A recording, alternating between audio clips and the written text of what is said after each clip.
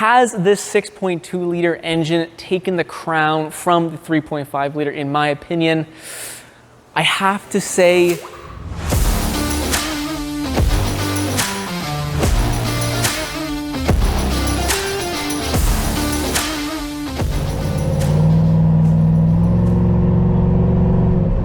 welcome back to the channel, guys. I am very excited to be towing with the 6.2 liter V8.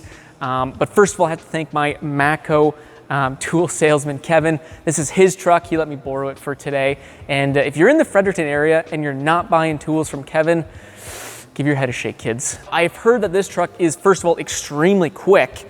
And it's a little bit of a beast when it comes to towing. So pretty excited about that. We are comparing it to the 3.5 liter EcoBoost, which is basically the benchmark for the 1500 segment. I think this thing might give that EcoBoost a run for its money, but we'll have to find out. We are hauling an 8,000 pound flat deck trailer. We always haul this weight of trailer. We use the same trailer, same load location, giving us the same tongue weight. And that makes for a really good comparison between truck and engine. This 6.2 liter V8 is the largest engine you can get in the 1500 truck segment, which is a little spicy. And it comes with 420 horsepower as well as 460 pound-feet of torque. This truck will go 0 to 60 in 5.5 seconds and even quicker with the max trailering package. This thing will do the quarter mile in under 14 seconds in a 5,000 pound truck. So this engine is no joke. And hopefully that will translate into some really good towing ability. Now on the flip side, that 3.5 liter EcoBoost puts out 400 horsepower and a staggering 500 pound-feet of torque. So it'll be interesting to see how either more horsepower or more torque will play out on our towing loop. It is kind of a nice little old school versus new school towing shootout. This engine, you got that old school big displacement pushrod V8, low end grunt inner, and then the new school, the EcoBoost, you got that smaller displacement turbocharged engine, which is making a lot of its power from obviously the turbo. And speaking of which, I think it's time we hit the road and see which engine is going to take the crown.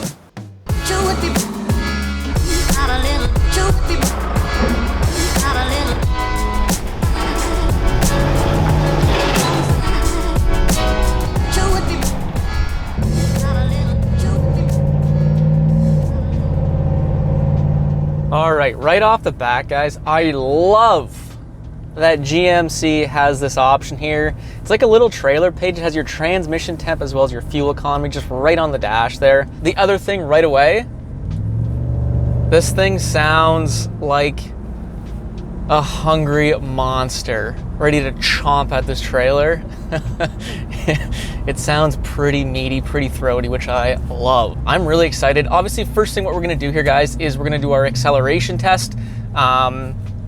60 kilometers to 110 kilometers an hour, roughly 70 miles an hour.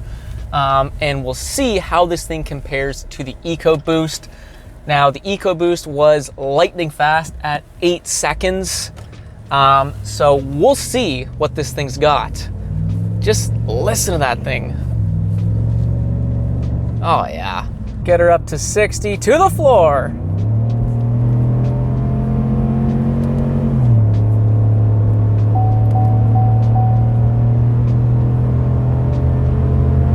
$110, just like that. Woo! Felt pretty quick. Don't know if it's quicker than that EcoBoost. So we set our cruise control to 110 kilometers an hour. We're in tow haul mode, and we'll just let the truck do its thing and we'll see how it performs. This thing feels vastly different than the 5.3 liter V8 from GM. It just feels like there's so much more power and torque, which on paper there is, so that's a good thing. And well, the EcoBoost, which we are comparing today, was definitely a very quick engine. And it pulled quite hard, but there's something really nice about having a big displacement V8. That power and torque, it just feels so accessible.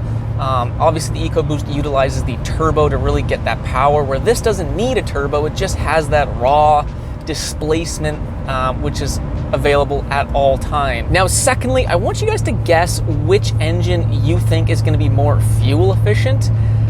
The obvious choice would be the 3.5 liter V6, but I think we're gonna be a little bit surprised here. My bet and my money is going towards this 6.2 liter V8. I just think these big displacement, naturally aspirated V8s usually end up more efficient, which is shocking. So keep an eye on that. What's really obvious driving this truck maybe 20 kilometers into our towing loop here is that this engine has a ton of pulling power. This thing pulls this trailer with complete ease so far in the run. It just makes things so easy, so simple. Exactly what the EcoBoost did.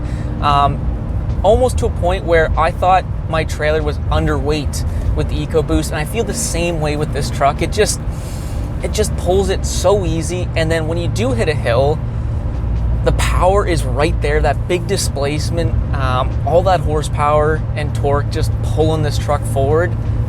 So far, really, really impressive and just vastly different than the 5.3. So, you know, I understand why people love these 6.2 liters in these Chevy and GM trucks. Perfect example, we're going 110 and we're cruising at like 1,500 RPM. This engine's barely turning over, pulling 8,000 pounds. So yeah, it just makes towing so easy. And now we're only a little bit ways into our towing loop. On the back stretch, the last 100 kilometers, it gets much more hilly, and we'll truly see what this 6.2 liter is all about. Again, we're pulling a little bit of a grade here. We're at 2,000 RPM. Like, no problem for this engine. Very, very impressive.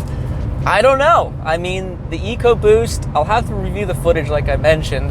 The EcoBoost was really, really impressive too, but so far, this thing is right up there. Now, another really important thing besides the engine alone when towing is the driveline which comes with the truck.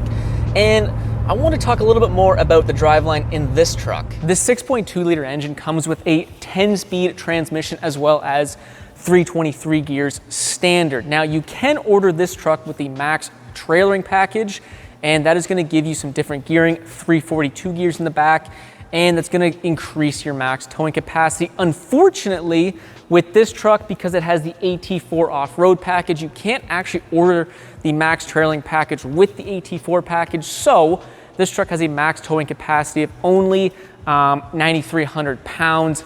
With the max trailering package, this engine can tow well north of 12,000 pounds. What's nice about our comparison with the 3.5 liter EcoBoost is its driveline is very, very similar. It also comes with a 10-speed transmission, as well as the truck I drove came with 331 gears. So 323 and 331. So they are not identical, but they are pretty darn close, both with 10-speed transmissions. So I think it's gonna really highlight the engine's performance, not necessarily the gear train or the drivetrain behind them. So we have our first little hill here. It's long, not really too much of a grade, but it's a really good test to see where these engines are just at. The EcoBoost pulled this hill at 2,500 RPM. We are currently sitting at 3,000 RPM to pull this hill with 8,000 pounds. Now, here's where things get a little interesting with both of these engines, and it's the peak torque. So the EcoBoost, you would think with the turbocharger, the peak torque would be a little bit higher, but in fact it's not. The peak torque for the EcoBoost is at 3,100 RPM. Now, this engine right here has a peak torque of 4,100 RPM, so a full 1,000 RPM higher, and that's why I think this engine is going to tend to rev a little bit higher just naturally, because that's where its torque band is at. So, and we're seeing that play out right now. We are 500 RPM higher to pull this hill.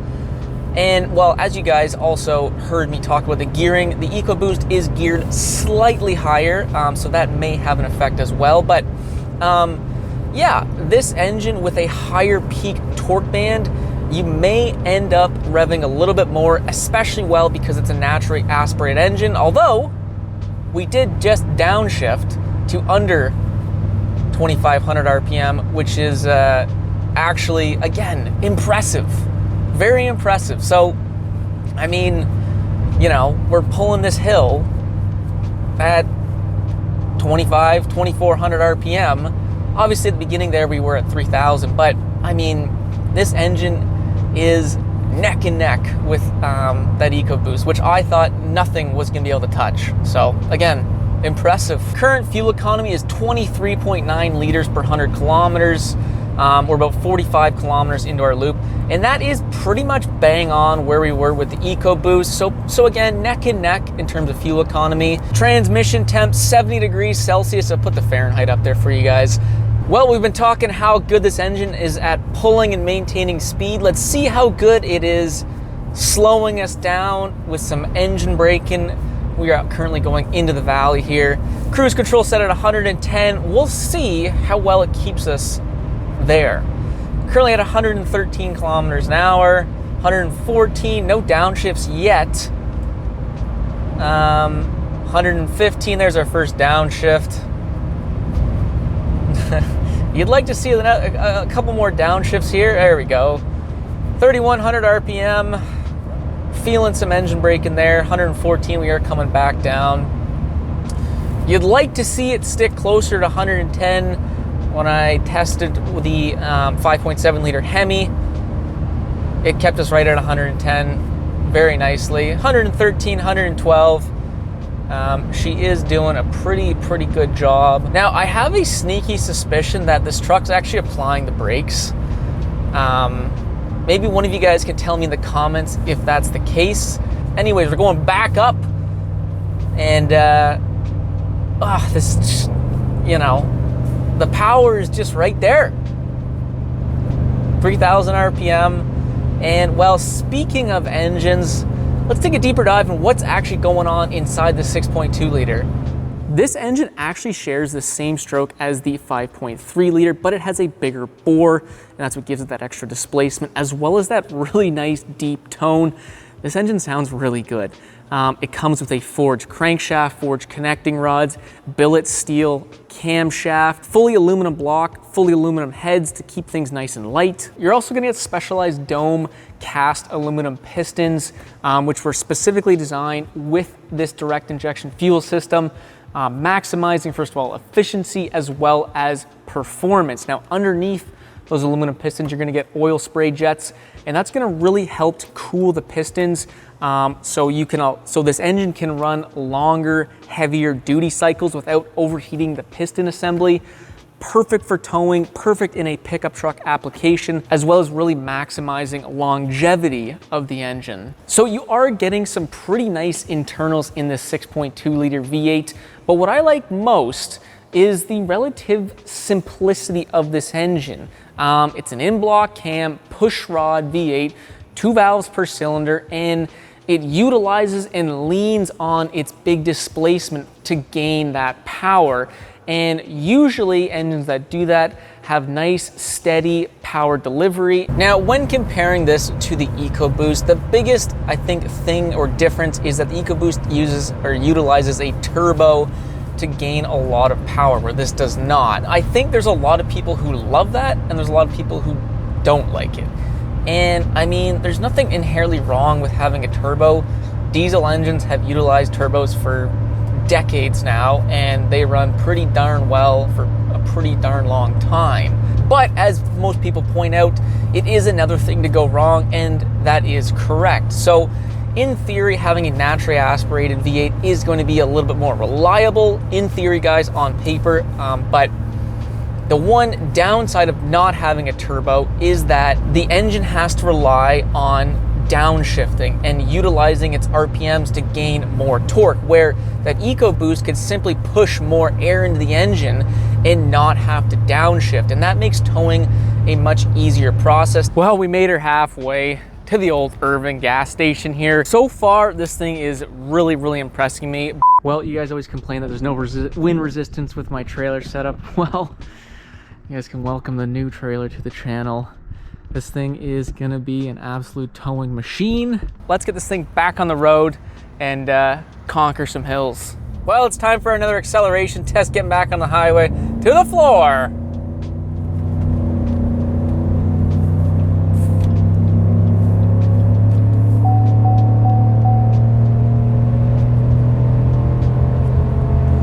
110. All right, we're coming on to the biggest hill of the towing loop here. My prediction is that this thing is going to be at just under 4,000 RPM to climb this hill. Could be wrong. Here we go. Let's see what this thing's got. Looks like we got an open route here. No one in front of us. 108 kilometers an hour, first downshift, 107. Another downshift, 106. 107. So we are at 3,500 RPM and climbing 110, 111. Should downshift, or sorry, upshift.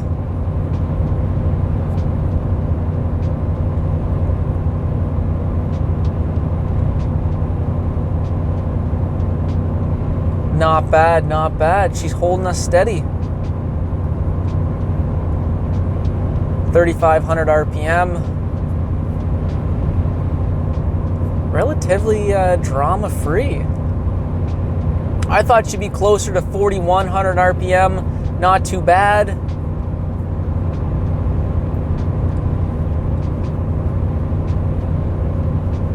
Just pulling strong.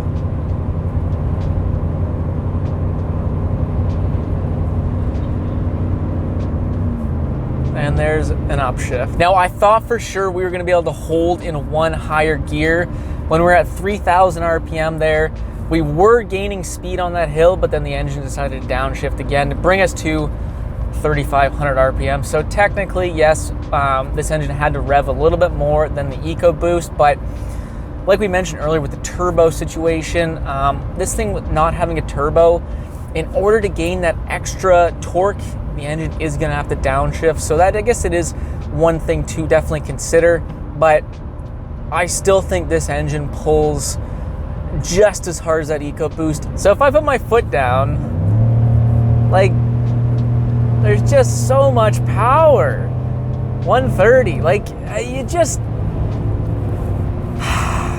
you can't beat that. That is just impressive. So I know I focused a lot on the highlights of this engine, and the footage doesn't lie. This thing pulls like an absolute freight train, but no engine is perfect. And unfortunately, this engine, as well as the 5.3 liter engine, have had a tough go with lifter failures. I made a full video about that, and I'll link it down below. I'm not gonna talk about it today, but I figure you guys should be aware about that. If you're more interested, check out that video. All right, we got our last hill here. She's pulling her real nice. Oh, nothing to it. Nothing to it. That has been the story all day. Now, in terms of fuel economy, we are at 21.6 liters per 100 kilometers, and that is basically 1 liter per 100 kilometer better than the EcoBoost. So this engine, this massive 6.2 liter engine, is more fuel efficient when pulling the same load. Well, we made it back to the shop in one piece, and it is time for a conclusion. Has this 6.2 liter engine taken the crown from the 3.5 liter, in my opinion?